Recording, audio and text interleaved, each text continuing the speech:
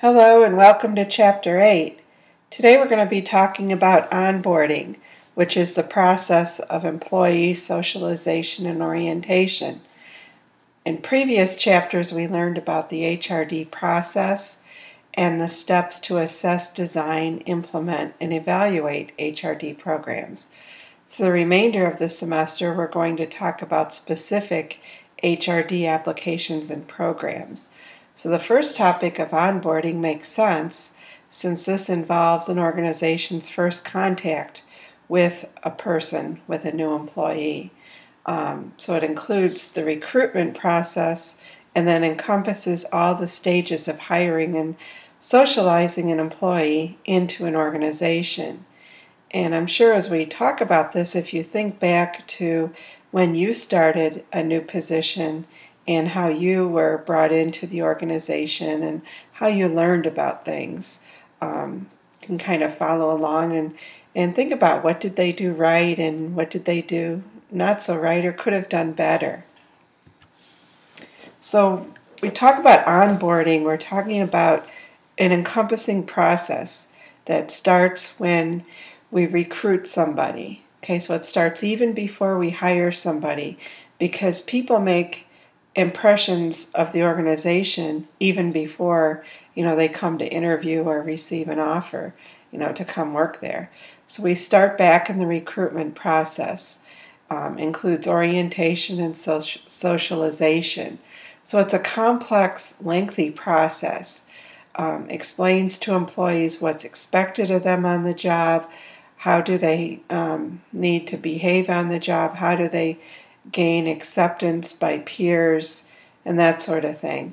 So we're going to talk about two common approaches to this process. One is the realistic job preview, and the other one is employee orientation. So onboarding is important for many reasons. And I'm sure when you've started a new job, you can relate back. It may have been stressful. You're in an unfamiliar environment surrounded by people you don't know, and you need to develop relationships with these people.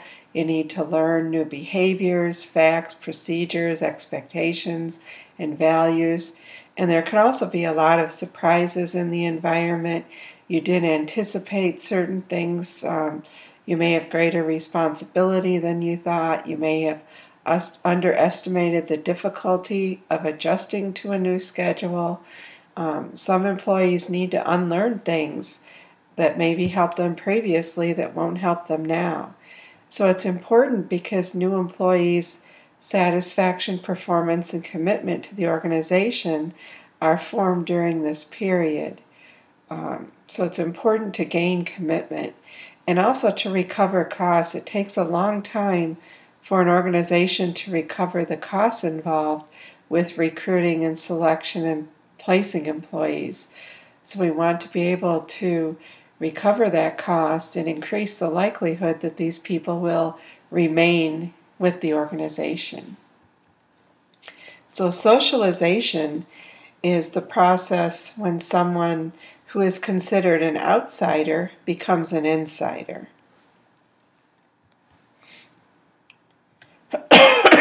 So in socialization, we need to talk about a few ideas first. We have roles, norms, and expectations. So roles are just what the person's going to be doing in the organization, and they include a social dimension. This could be a person who's an outsider, they could be probationary, they could be permanent, they could be temporary. Okay, so that's the social dimension. Then we have a functional dimension. Are they in sales, engineering, human resources? And then a hierarchical dimension. Are they a line employee, a supervisor, a middle manager, a director, so on and so forth. And then it's also important to think about norms. Norms are the rules of conduct. And these are typically not really written down anywhere. They're established by group members to influence or control the behavior within the group. So learning these norms is not always easy. Okay, then we have expectations, a belief about the likelihood something will occur. So newcomers to the organization can have many expectations, things like how they'll be treated, what they'll be asked to do, how they'll feel in the new organization. And these expectations affect someone's satisfaction, performance, and commitment, and their tendency to remain with the organization. So the book talks about a stage model of socialization. So we have the first stage is anticipatory. Before the individual even joins the organization, they form an opinion or impression about what it's going to be like. Then as they come into the organization, they go into the encounter stage, where they begin to realize what it's about, and they make a formal commitment to come in, and that sort of thing. Okay, then new employees have to come in. They have to accept the norms and values, the tasks. They have to resolve any conflicts or problems. So hopefully when all this happens, the effective outcomes will be that employees will be satisfied, motivated, involved, perform their jobs, and remain with the organization. So what do newcomers need? They need accurate expectations. They need to know what to expect of the situations. They need to not have a lot of surprises when they first come in. They need to have a knowledge base. And people inside the organization already have this history and experience. People coming in generally lack this. They have to learn that. Other insiders that are already there have relationships already established with other coworkers, so they're able to compare judgments and interpretations and that sort of thing, whereas new people coming in haven't developed these relationships yet and don't have that network to rely upon when things happen. Okay, the first approach to onboarding is a realistic job preview or RJP. And this is an approach that's very much in contrast with traditional recruiting, because in traditional recruiting, we go out and we tell prospective employees all the great things about an organization, all the positives. In an RJP, we tell them how it actually is, and nothing's perfect, so we're going to relay some negative information about the problems in the organization. So these should be used, I believe, quite often, I think in all instances, but especially when candidates can be selective about offers. If I have 20 different offers, I want to make sure I choose the right one, and one way is to know what's what with each job. When the selection ratio is low, if I have more applicants than positions, I'm going to want to use this. And for certain jobs that are complex or unique, we want to make sure that people have enough information to develop, realistic expectations, or when replacement costs are high, because we don't want a lot of turnover, and RJP tends to lower the turnover rate. So in RJP, we have descriptive or judgmental content. So we describe factual information, okay, and then the judgmental part communicates the feelings of the people that are doing the jobs and that sort of thing. We can be extensive or intensive. Extensive is where we tell them all of the pertinent information, versus intensive, we concentrate on selective information. We need to decide what degree of content negativity do we want to relay. Do we want to be highly negative, moderately negative, or somewhere in between? We have to consider the message source. Who's going to tell the person this information? Are we going to use material or audio-visual? Are we going to have job incumbents tell them, or the HR people tell them, or supervisors? That sort of thing. So the effectiveness of this, if done right, is quite high. So it's been shown that RJPs reduce inflated expectations. And if we're able to reduce those inflated expectations, we should be able to decrease turnover, increase job satisfaction, and increase job commitment. The next thing we use is an employee orientation program. And you've all probably been through one of these at one time or another. So the objectives are to reduce a newcomer's stress and anxiety, reduce startup costs, reduce turnover, reduce the time it takes somebody to become effective, assist somebody in acquiring the appropriate role behaviors, help adjust to the work group to the norms, develop positive attitudes.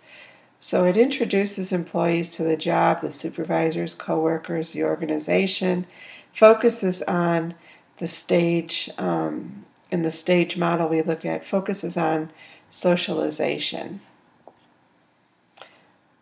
So employee orientation programs normally have an overview of the company. What are the key policies and procedures, the mission statement, goals and strategies, and then also information, additional things like compensation, benefits, safety, the physical facilities. So basically the employee should come out of this knowing, where they work, what do they need, how are they protected, what does the organization do, what do they do, how do things work, so on and so forth. So a lot of people are involved in orientation. The supervisor is very important. The supervisor needs to provide factual information to the person, excuse me, along with realistic performance expectations, has to encourage coworkers to interact with the new person, tell the new person how they're doing, try to help with conflict and that sort of thing. Coworkers provide support. They can also provide information and training, and they help the person learn the norms of the organization. The EHRD staff, they're the ones that put together the program, obtain materials, conduct training, that sort of thing. But importantly, the new employee themselves has to take a lead role by being an active learner. They need to seek out information and try to establish relationships that will help them, be successful. So some of it, the responsibility, in fact a lot, lies on the new employee to do these things. Lots of problems with orientation programs, and if you've ever been to one, I know I've been to many. Oftentimes there's too much emphasis on paperwork. It's about filling out forms. Sometimes we can just have too much information or irrelevant information, too much selling of the organization. Oftentimes it's one-way communication.